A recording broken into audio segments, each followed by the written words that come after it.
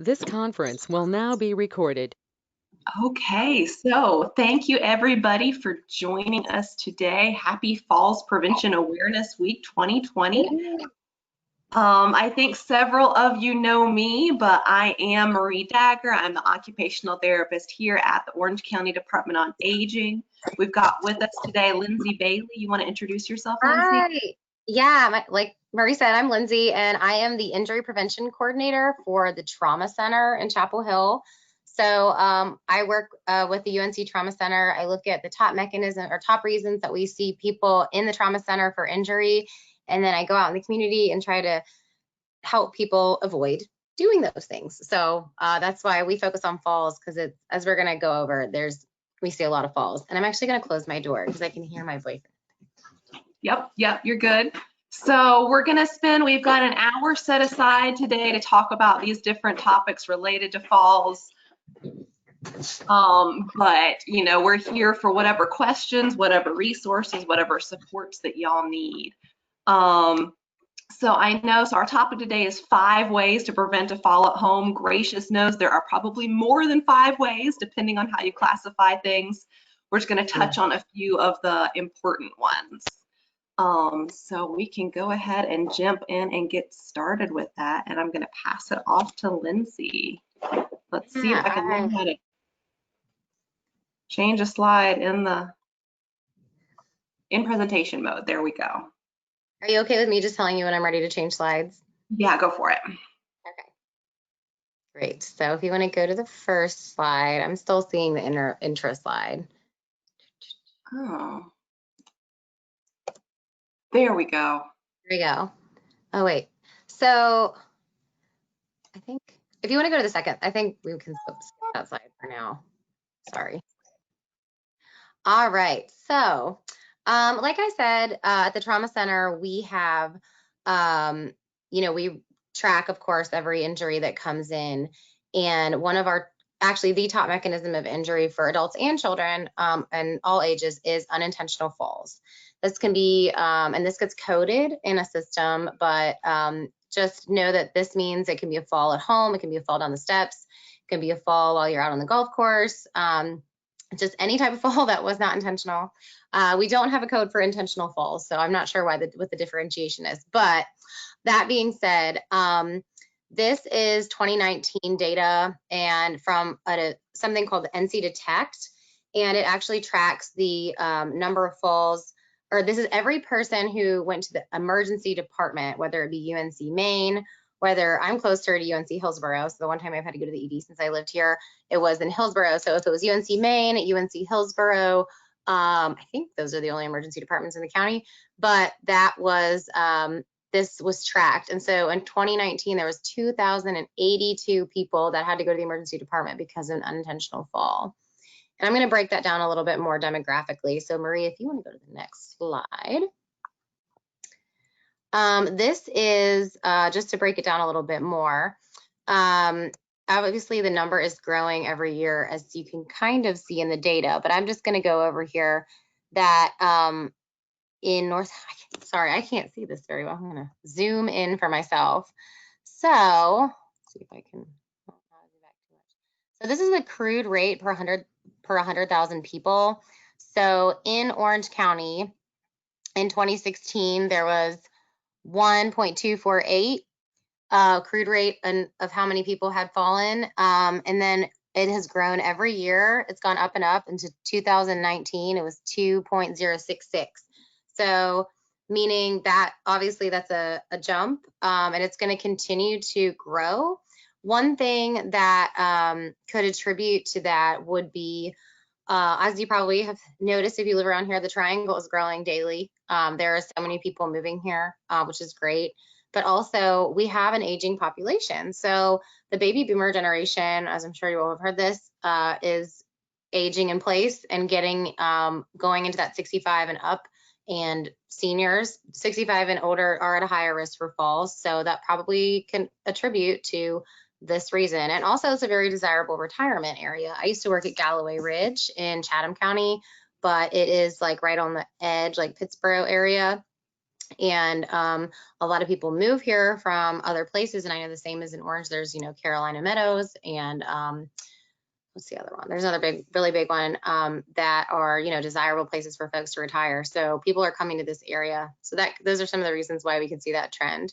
So if you want to go to the next slide, Marie. So this is specifically for 65 and older.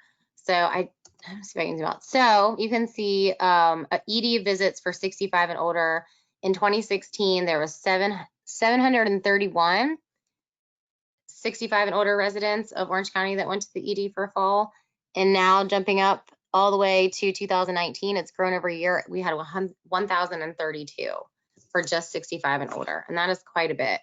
So that's a big growth, like we just talked about. And then we'll go into the next slide. We're gonna break it down by, so female versus male. You can see females are slightly at a higher risk. So the population of Orange, so this shows female, male, where you see gender, ED visits, and then the population. So this kind of evens it out, but it's still, women are still falling at a higher rate in Orange County than men. I cannot tell you why I think that is. I don't have a hypothesis, although maybe Marie might have some thoughts. Do you have any thoughts on that, Marie? I don't have any of the data, but I'm just wondering, like, once we get into that 65 plus age bracket, what the ratio of men to women is, if there are just more older women in general. Well, so I think, so this population shows that there are more females in Orange County, but the crude rate kind of brings that down. So there's, even though it's for that, so women are adjusting for the population, we're still not sure. And age group, same thing. So this shows, the population, these are the years all in 2019, population and age groups, but senior 85 and up is by far the highest group. And then second is to the 75 to 84. And it just kind of goes, and then it goes down from there. So basically, if you live in Orange County and you're above the age of 65, you're much more likely to fall than in any other age group, which is probably not a surprise. So we'll go ahead and go on to the next slide. But it's not all doom and gloom, because Marie is going to tell us how to reduce our risk of falling. Yeah, and like I said, there are several different things that we can be doing, but I have kind of categorized it into 5 different categories that I want us to think about, 5 different ways of looking at how different areas that we can work in to reduce our risk of falling. And so this first category that I want us to think about is our body. Like, what can we do in our bodies to help reduce that risk of falling? And so, just making sure that we are getting that yearly physical, have that relationship with a primary care physician, go in on that yearly basis just to make sure that your body is tuned up and working for you and running as smoothly as it can.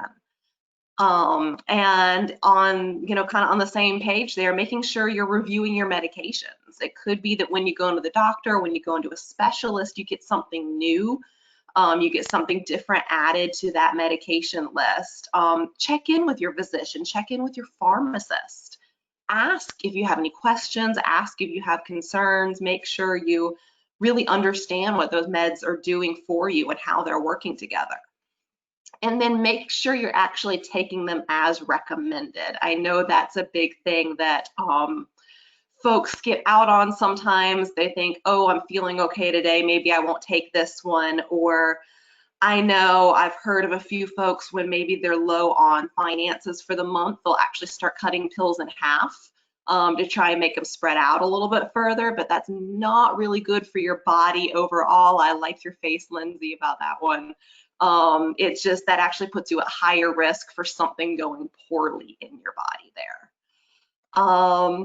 Make sure you get that yearly eye exam. Our vision does change over time. We know that there's some conditions like cataracts or glaucoma that affect our vision, but even without those conditions, our vision changes. How we perceive the world can change. So just make sure you're checking in with that eye doctor on a regular basis. Especially if I'm thinking about maybe you have like sensory changes in your feet or something like that. You're not able to feel the world around you in the same way. It's especially important to get your eyes checked when you can't feel the world in the same way, because your eyes are kind of doing double duty at that point, trying to make up for how you can't feel where your feet are in place. Getting enough rest, getting enough sleep, that really helps your body to recharge, to repair itself, to prepare itself for the next day. And even if you do still have low energy, there's some folks who they only have so much energy in the day, maybe due to different kinds of chronic conditions. Try some different like energy conservation strategies to try to, you know, whatever time of day is most, you have the most energy, you're feeling the best. Make sure you put things that you might consider risky in those times of day, so your body's most prepared for whatever it is you're physically asking it to do. And then make sure you keep your body physically active too. The body kind of, not always, but sometimes works in kind of a use it or lose it kind of way. So if you're not staying active, if you're not using your body, it's not going to work as well for you. So looking towards your senior centers, the local wellness centers. I know Meadowmont Wellness Center is great. The local Y is fantastic. The Sportsplex has some great options. A little different in the COVID world, but I know we're all trying our best to give options so that folks can stay physically active. And I know there's a lot of great like, evidence-based programs too. Yeah. Yes. Sportsplex member, I've been they, you know, unfortunately they furloughed a lot of their employees and now they're back, but I'm not ready to go back quite yet. They're doing some outdoor classes, but yeah, I was unfortunate they didn't have remote options. So do you want me to put the evidence-based programs now, Marie? Yeah, if you can mention a few of those. Yes. So there's a lot of options for you that can kind of meet you where you are.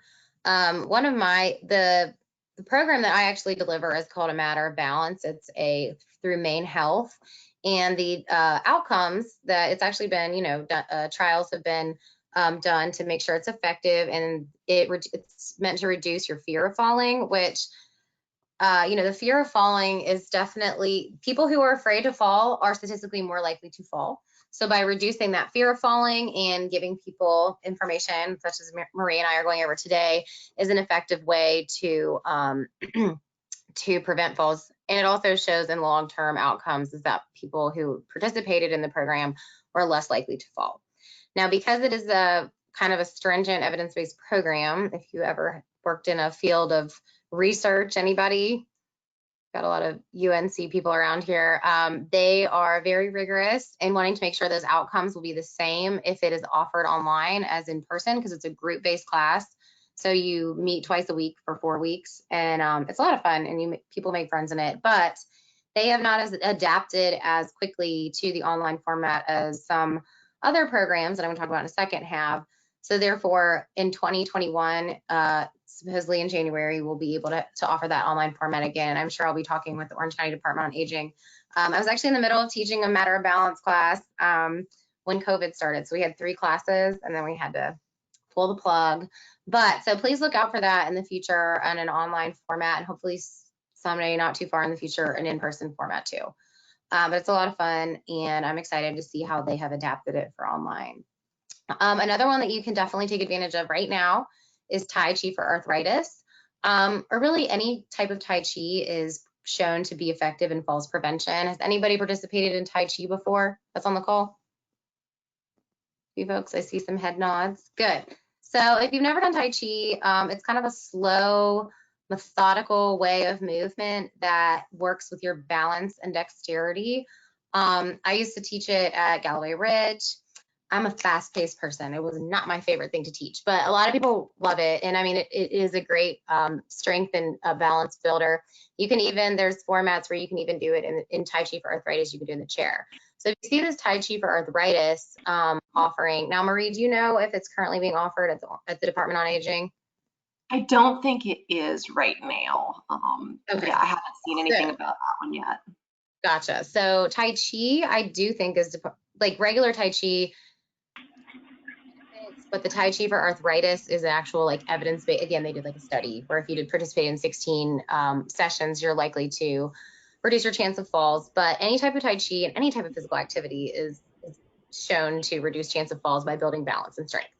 But so those are some things to look out for in the offerings. I know like the YMCA has Tai Chi for arthritis, and they also offer moving for better balance in an online format. A lovely lady named Louise Kiefer teaches that class. She's awesome. So check that out if you're a Y member. And I know they also have medical membership at the YMCA now. So see if that's something that you're eligible for. So it's very, very, I believe it's not free, but I believe it's very, very discounted if you're a YMCA, to join the YMCA if you're on Medicaid. Yeah, they really try to make it affordable for folks, if that's why you're joining. Definitely. And then another one that you can do that is really cost effective, and you don't have to find anyone to do it with you if you are not a joiner, if you don't like the group format, is Walk with Ease from the Arthritis Foundation. So it's a self-guided, you can do two different ways. You can do an online group format where you will, work on a call like this. You would talk to people and have that community support. Or you can pay $11.95, get the book, get access to an online portal, which you don't have to do. You can also do all tracking by paper, depending on how you like to do things. And it helps you to, it's supposed to help you become more physically active by working up in increments, to reduce the pain of your arthritis, and to make you more stable and balanced. So I would recommend any of those programs. And then there's also something called Otago exercise program, which I don't have on here. It's not a group program. Marie, do you know a bit about Otago? I see you nodding. Not enough to speak on very well. So it's a program that you actually would do in your home with a physical therapist. So there are physical therapists in Orange County, such as I know Vicki Tilley offers that program. Yeah. And I know Vicki Tilley works kind of with Orange County Department on Aging. So that would be like a more home-based class. Now it would probably just be a one-on-one session, like virtually, but they give you some strengths and balance exercises to go in your physical activity program. Does anyone have any questions? Okay. But yes, look out for balance in 2021 virtually. I'm hoping that we'll be able to set that up through the Department on Aging. Yeah, and I know definitely the senior centers, and I think some other places are offering virtual exercise and balance programs in general. It's a little trickier right now to do the evidence-based, since we're all hither and yon and not together. It makes it hard to follow those protocols, but there are exercise classes out there. There are balance classes out there. So, don't be afraid to just try them out sometime. Absolutely. Yeah. Okay. So moving on from our body, area 2 that we should really be paying attention to reduce our risk of falls, our environment. So really think about those areas that we consider highest risk sometimes. So really any area in your home where maybe you feel a little bit unsteady, maybe you've already had a fall in this area, or you've had what we call a near fall. And I bet y'all know what I'm talking about when I say a near fall. One of those moments where you stay upright, but you're not quite sure how your body managed to stay upright. Something happened and you almost went down, but you were able to stay up.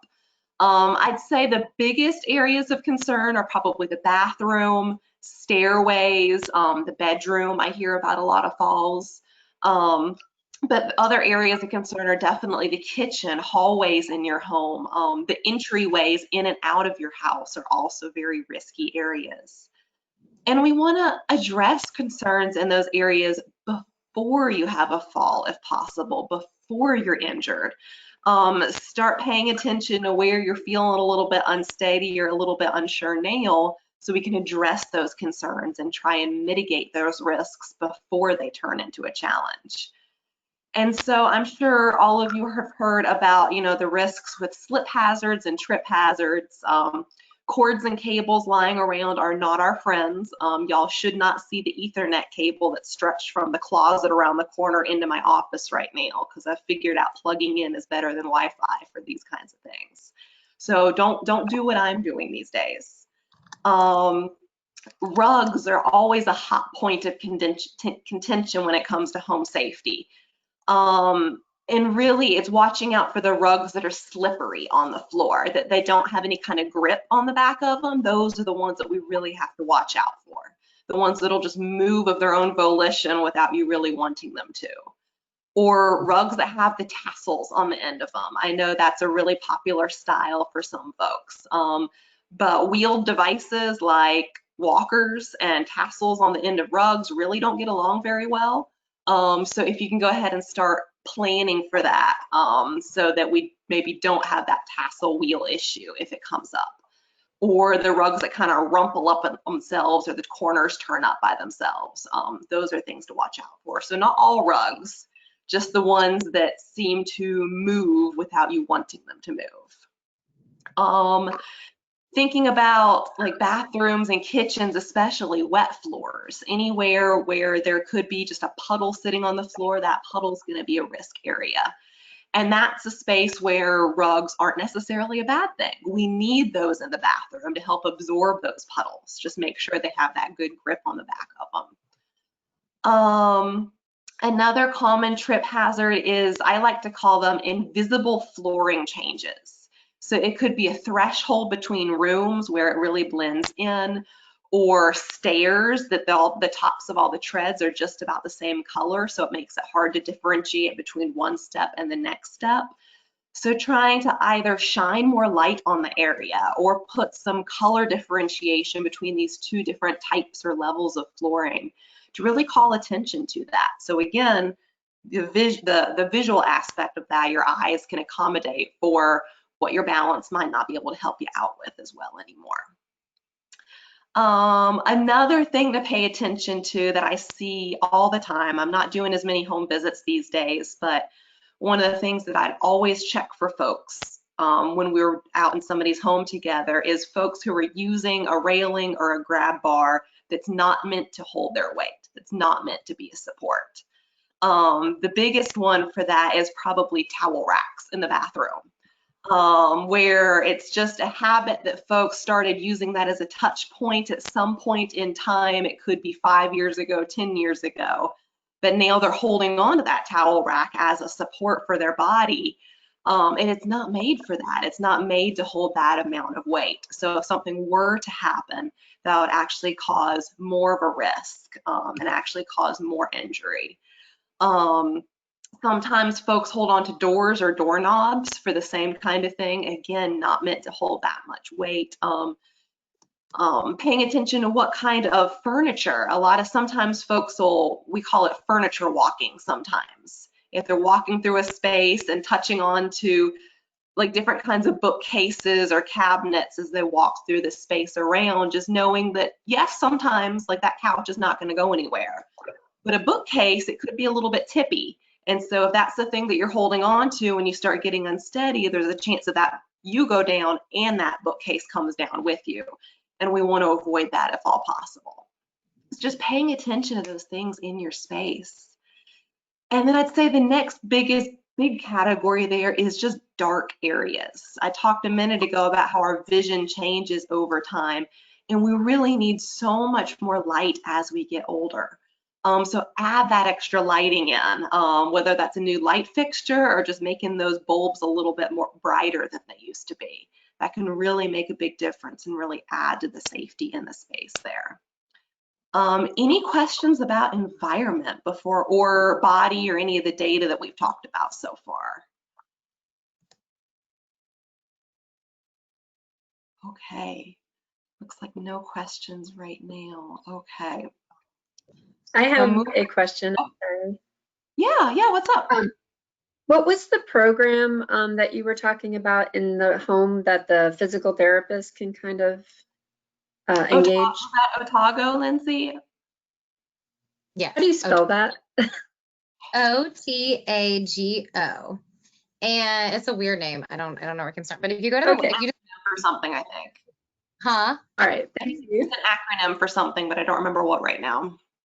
But if you go to if you Google like Otago falls prevention, and you'll find their website, and then you can actually put in your zip code, and it'll show you all the physical therapists who are certified in the area to do it.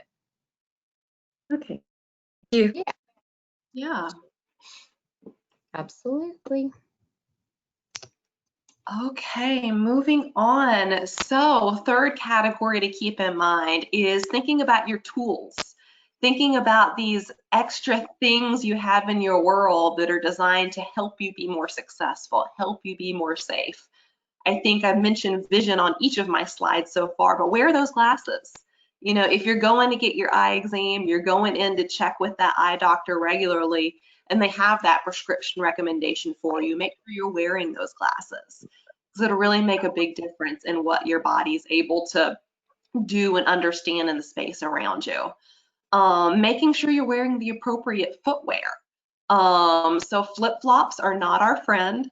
House shoes or slippers that don't really stay onto your foot, they're also not our friend. They can actually, like I said, cause more harm than good in those situations. You really want a shoe that you know, stays secure to your foot, whether that's a strap or laces, however you want to put it on. It's got that heel strap on it, so it's not flopping away from your foot. That it's got the good, like, rubberized grip on the bottom of it, so it's not going to go sliding so much. And that footwear really help you maintain that good grip on the floor too. And then thinking about our assistive technology too. And so these can be things like walkers or canes, grab bars, shower chairs, any extra. We sometimes think of them as medical devices in the home, but assistive technology sounds a little higher tech to me for some reason. But I know some people are hesitant sometimes to use these tools. I've seen that kind of hesitation a lot. You know, somebody thinks, well, I've got the walker, but I don't really want to use it because I want to keep my strength up. They're afraid that if they start using the tool, that it's going to become a different kind of use it or lose it situation, that they'll start using that device and it'll become a literal crutch for them. And that I can totally understand that fear. I can totally understand that concern about not having the same abilities that you had before. But we got to remember too that these tools are here to support us. Those tools are here to make things possible for us. And if that grab bar or that shower chair or that cane means that you're much less likely to fall, then that means you're going to be able to keep doing those things that are important to you, those things that you want to keep doing. Whereas if you're not using that tool and you do have a fall, we really can't guarantee what comes next. We don't want there to be injury from a fall, but you know, we never know exactly what's going to happen when we lose our balance or when our knees give out or we just get dizzy. Who knows what those injuries may or may not be. So I definitely encourage you and encourage your loved ones to use those tools as much as we can. It's not a crutch. It does not mean you're weak. It just means you're being smart. And it's you know, that you're able to, you know, identify the things that you need to keep doing those things that are important to you. Any questions about tools? Because there's a lot of them out there. I just put a few on the slide here. No questions about tools right now. Okay, moving on to number 4 here. I didn't change y'all's slide. I changed my slide, but I didn't change your slide. Y'all keep me honest about that. I've got 2 different screens growing here. So there was the tools. Your plan is the next thing that we should really be paying attention to when we're thinking about preventing falls. So things like consider an emergency alert system. There are so many different kinds of tech options there. You can have a very simple emergency alert system where it's just a little button that you wear and you press it if you feel like you need a little extra support, all the way to very high-tech options now. They've got the smart watches with fall detection that'll automatically reach out to different kinds of supports if you need them. A whole range of different kinds of choices, a whole range of price points depending on what it is you're looking for. So yeah, just know that those are out there. Consider if that might be an option that's the right fit for you. And then another thing to consider too is to make a plan for recovery in case you do have a fall. So one of the things we know, and I think Lindsay mentioned this a few minutes ago, is that the fear of falling is actually one of the things that can cause us to actually fall. The more fear and worried that we are about falling, the more worried we are about falling, the more likely we are to fall. And so if we have a plan, if we know what our steps are for, well, if I do have a fall, this is what I'm going to do about it, that helps reduce some of that fear, reduces some of that concern, because you feel a little bit more in control of the situation. And so just thinking through, if you did have a fall in your bedroom, what would you do about it? Or in your bathroom, would you be able to get yourself back up again? Do you have a way of being in touch or calling out for someone so that you can get that support that you need? And yeah, I am glad to chat through with anybody about those different kinds of options and different ways of thinking through things. And I will say on November 10th, so every other Tuesday morning through the month, I do something called a home safety chat. And the one on November 10th is actually all about how to get up after a fall. So I won't have anybody on the other side of the screen try it unless they're really brave, because I can't be there to help you if you can't do it yourself. But you can watch me do it over and over again, and we can kind of talk through the options about what that might look like. And so, like I said, it just helps reduce that worry if you've got a plan for how would I do that if I were to have a fall. And then, you know, kind of along those lines, start building those habits now. Start building good routines and that are going to support you as your body continues to change over time, as your abilities change over time. I mentioned a minute ago about folks holding on to towel racks. And that's one of the big things I watch out for when I'm in somebody's home with them. I'm sure a few years ago that was a completely absent-minded just touch point for somebody, that they weren't intending to hold on to it. But over time, their body has built that habit, built that routine, and they're always going back reaching for that same spot. So if you can start now paying attention, where am I putting my hands? Where am I holding my balance? I'm just kind of touching here now, but 5 years from now, is it still okay to put my hand there if I need more support? So building in those resources for yourself, building in those safe touch points, those safe habits for yourself. Practicing with those appropriate tools before it is an emergency situation. Because when you get in an emergency, your body is going to do, it's just going to go into survival mode. It's going to do whatever habits and routines are ingrained. So if you've already practiced, you've already gone through the motions, it's more likely you'll grab for something that's safe for you to grab onto in that moment. And then stay in communication with your support network. And I'm going to pass it off to Lindsay again here in a second. But thinking about your support network and just staying in touch with them, that's another one of those important things for us.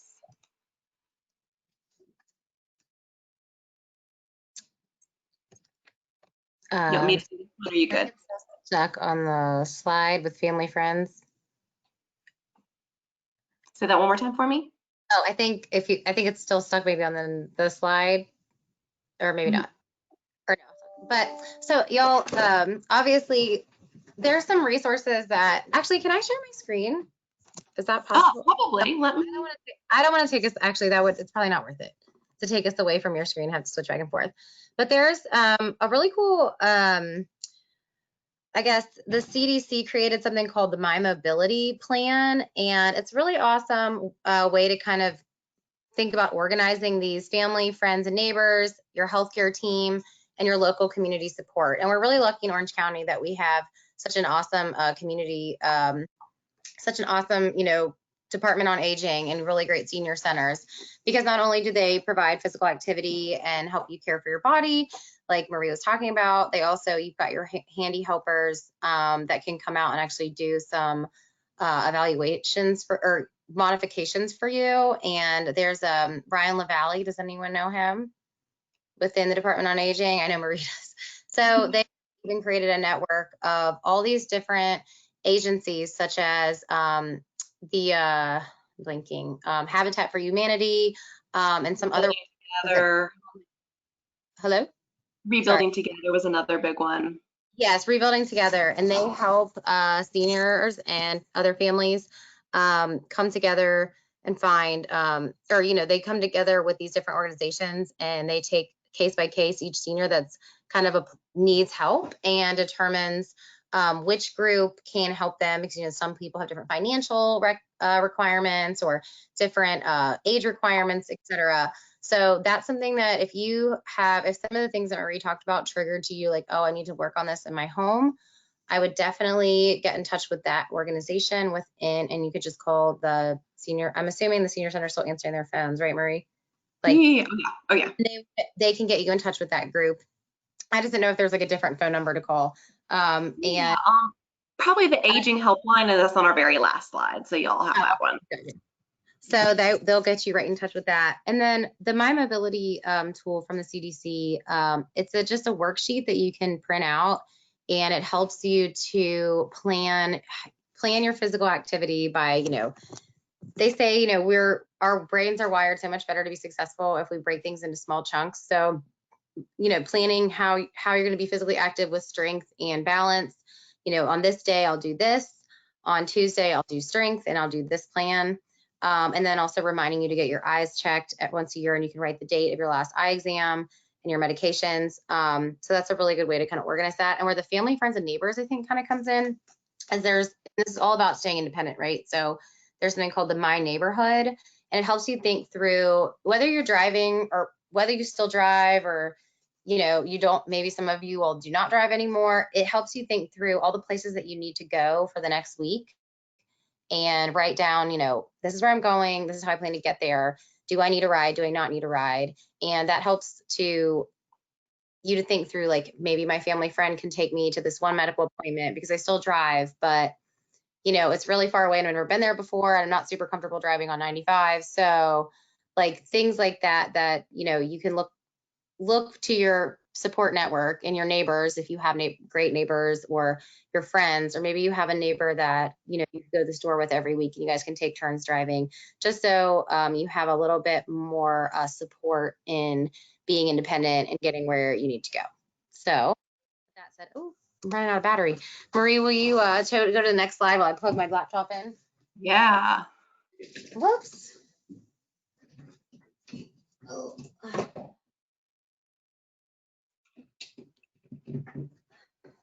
Sorry about that. I was just, before we moved on, I was going to mention too that, as the OT at the department, I'm not doing the in-home safety assessments right now, but I'm glad to chat with any Orange County older adult about, all of this environmental stuff that's going on in their home. If there's any space in their home they're worried about, I'm glad to chat. I'm glad to brainstorm, figure out how we can support and make things a little bit smoother. In addition to, what was that? I was gonna say, and the My Mobility tool that I was just speaking of, they have a home safety check, like room by room, you can go through. More safe.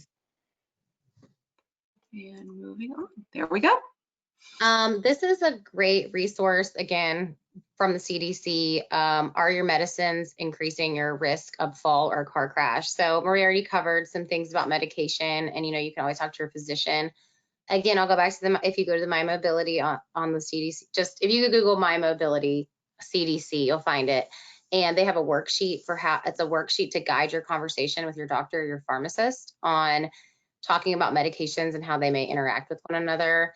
And this tool right here, you can put in your medications and it'll tell you how they interact. So it's a pretty cool, cool thing to look at. And of course, even if you don't have, if you don't like to do stuff online or don't have access, to these kind of things to print, just if you ever go to the pharmacy and ask to talk to the pharmacist and you want to go through your medications, you can just bring a written down list on a piece of paper of everything that you're taking, and they'll be able to help you with that for sure. All right, next slide. Some other really great resources about driving and staying independent.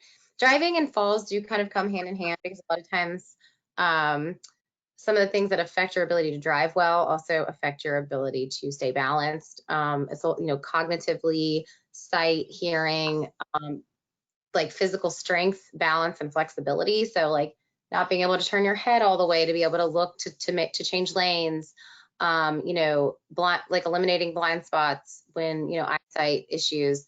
So that's why I include, when I, you know, talk about falls, we're also talking a little bit about driving, because I also do, for the number 2 injury that we see is motor vehicle crashes. And we know that senior drivers are at a higher risk for car accidents. So unfortunately, this is again a program that's on hold. It's called CarFit. It's called CarFit, but they have a lot of really good resources on their website where you can get some of the same basic concepts. When we do it in person, has anyone ever participated in a CarFit event? I know I've done a couple with the Department on Aging. And Marie's participated with me. I participated, but I don't think that counts. No, it does. But we go through a 12-point checklist on things like I just talked about to eliminate your blind spots, make sure that your neck mobility is enough range of motion to be able to see, making sure that you're 10 inches away from your sternum to steering wheel is at least 10 inches away, because we don't want to break ribs when the airbag comes out if we're unfortunately in an accident. Making sure our line of sight is high enough. So you can find, even though we're not being able to do the in-person events, if you go to this carfit.org website, you can find resources on how to kind of do the assessment yourself. This is, you know, AAA vulnerable driver resource that is definitely something to check out if you're starting to be concerned about your driving, or maybe someone else that you are friends, family, loved ones with. And then if you are at a point where you're not comfortable driving anymore, or you're just not comfortable driving certain places, you know, I talked to one lady who said, you know, I still drive, but I only drive to a few places that, you know, the grocery store and that and the other, but she doesn't like to drive to new places, or might have someone give her a ride the first time and then see if she's comfortable. Rides in Sight we have a great transportation system in Chapel Hill. Again, we're like lucky, but ridesinsight.org is a great place to look for how to find ride shares and find ways to get around. And if you want to go to the next slide. Thinking about it. NCFallsPrevention.org. This is a website. It's monitored by the Department of Health and Human Services, but you can find your local Falls Prevention Coalition, of which the Triangle Falls Coalition, I'm a committee chair, so you've already found me, but it's a good place to look for contacts if you're looking for a physical therapist, if you're looking for OTs, and just finding out about more about falls prevention in general. Although we have done I think Marie did a very good job covering some of the very, you know, best concepts, or some of the top concepts. A little shout out for the website that I manage, tarhilltrauma.org. So if you go to tarhilltrauma.org and you go to adult injury prevention, we have injury prevention resources. I've cultivated like a pretty nice collection of resources for each of our top mechanisms of injury. So there's falls prevention resources, there's senior driving safety resources, adult fire prevention. We teach next week or 2 weeks from now is fire prevention week. So we teach that, you know, we focus on kids and seniors, but we teach it a little bit differently. So there's some fire prevention information there, and, you know, how to do stop, drop, and roll if you're in a wheelchair and things like that. So check that out too. Also healthyagingnc.com. They actually, they're a really good place to check for upcoming events that might be statewide. Like they have a list right now of all the events going on virtually for Falls Prevention Week in the state of North Carolina. You've already found one. This was listed on there. But there's a lot of they have information about all the evidence-based falls prevention programs that I mentioned. They also have a list of, and how you can find one. Like if you put in your zip code, you can find one. And also chronic disease prevention programs. So they do not just falls prevention, but also chronic disease prevention. They have the Walk with Ease for arthritis. They got a grant, so they're doing a lot of promotion around that and offering some resources and how to sign up. So check that one out for sure, healthyagingnc.com. And your area agency on aging, you know, someone that, like the Department on Aging obviously works with the area agency on aging, like the Triangle J, but that's another place you can look if you aren't able to find what you need through the Department on Aging. You should be able to go to that website and find contacts for our Triangle J area agency on aging, and you should be able to find just about anything that you need, I think, for the most part.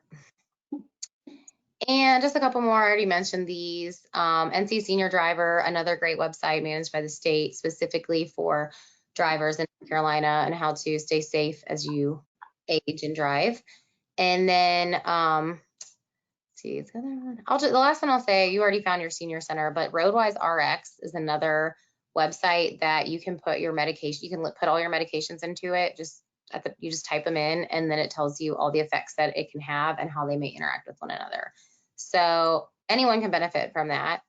Anybody who takes any kind of medication, and including supplements or patches or whatever, and it'll tell you that when you take these things together, you should not drive during that period of time or whatnot. So just some more support for you. There's so much stuff. I hate that it's all like websites, but that's the way we find things these days anyway. And most of the websites are pretty user friendly. So I hope that they'll be able to help you all find some more things, or just to check out and learn a little bit more about the topics Marie and I covered and beyond.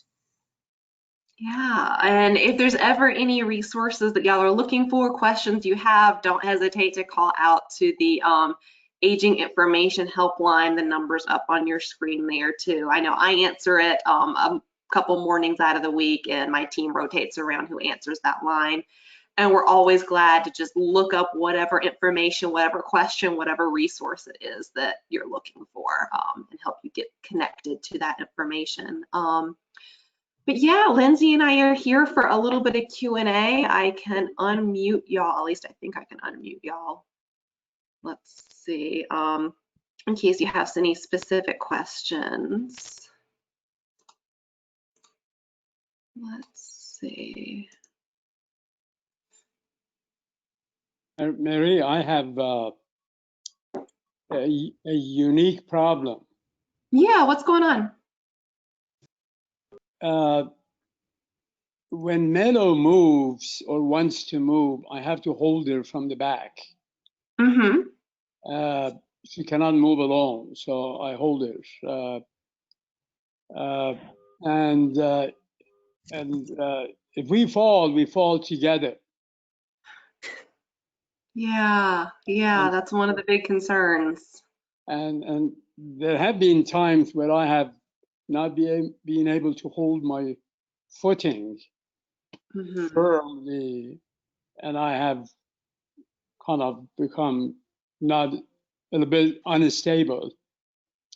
And the fear that I have is that we may fall at some point together. I have, of course, my telephone with me all the time. Good. And I'm wearing an extra pair of socks, the hospital type of socks that have a better grip on the floor.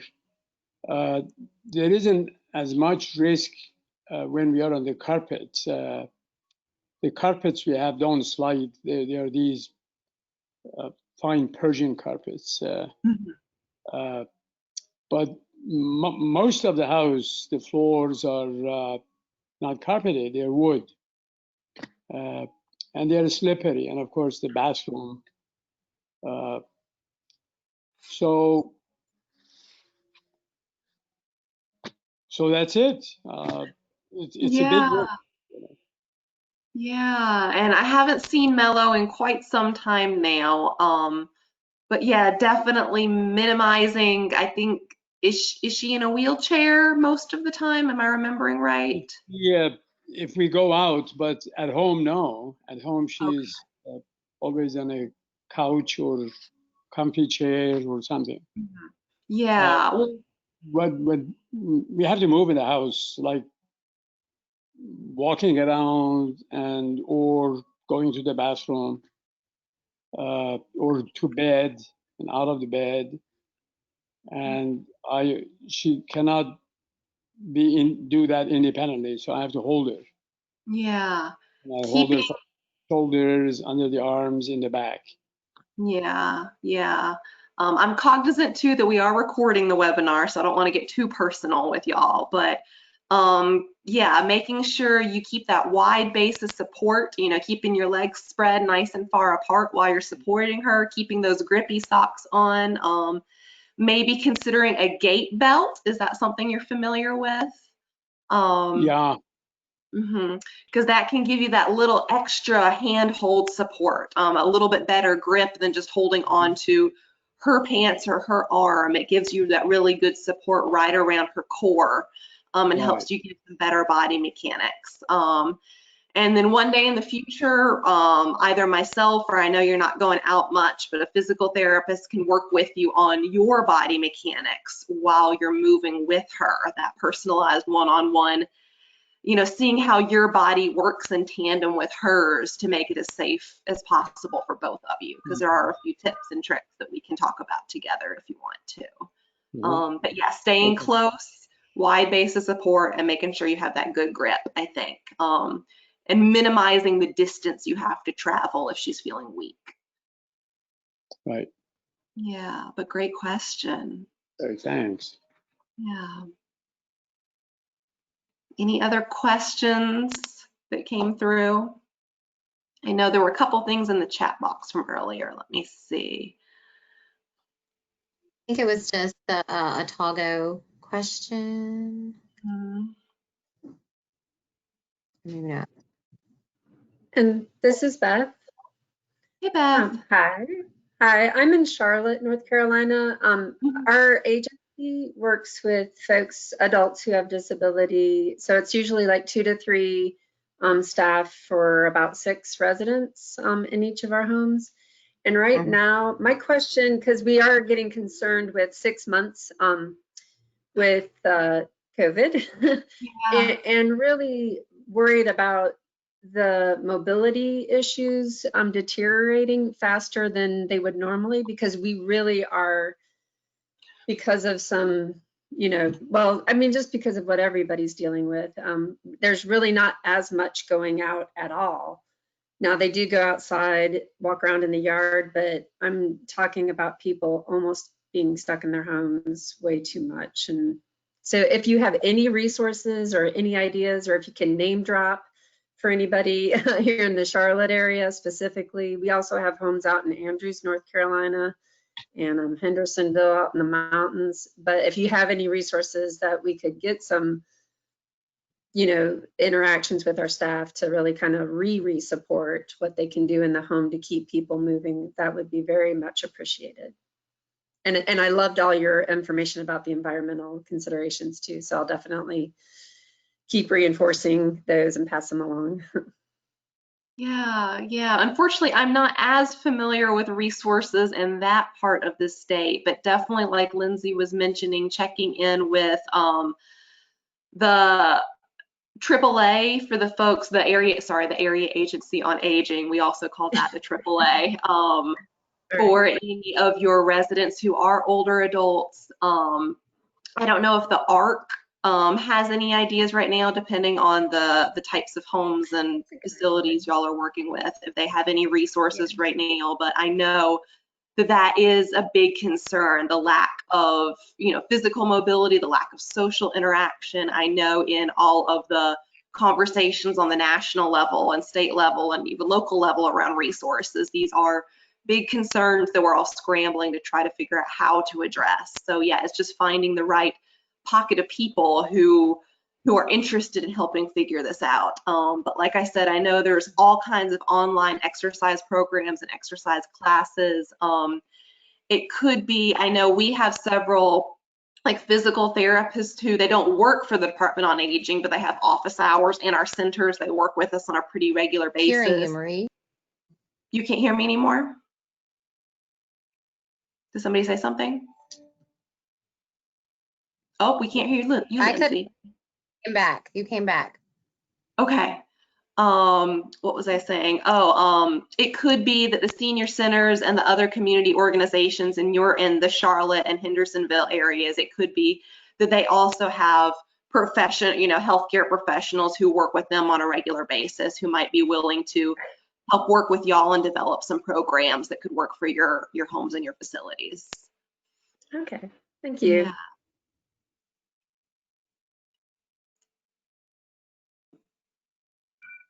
Any other questions, comments? Thank you very much. It's been helpful. Absolutely. And we're coming right up on 2 o'clock now. So thank you all for joining us today. Did you have any closing comments at all, Lindsay? Oh, you're muted. Yes, thank you so much, everyone, for participating and learning more. And Beth, thanks for joining us from Charlotte. And I hope that everyone stays safe. And please don't hesitate to get in touch with me if there's anything that you wanted more information on. And Marie, thank you for creating this. And I'm glad we were able to do something together. Absolutely. Happy Falls Prevention Awareness Week, everybody. Stay safe out there. Bye. Bye-bye. Thank you. Bye.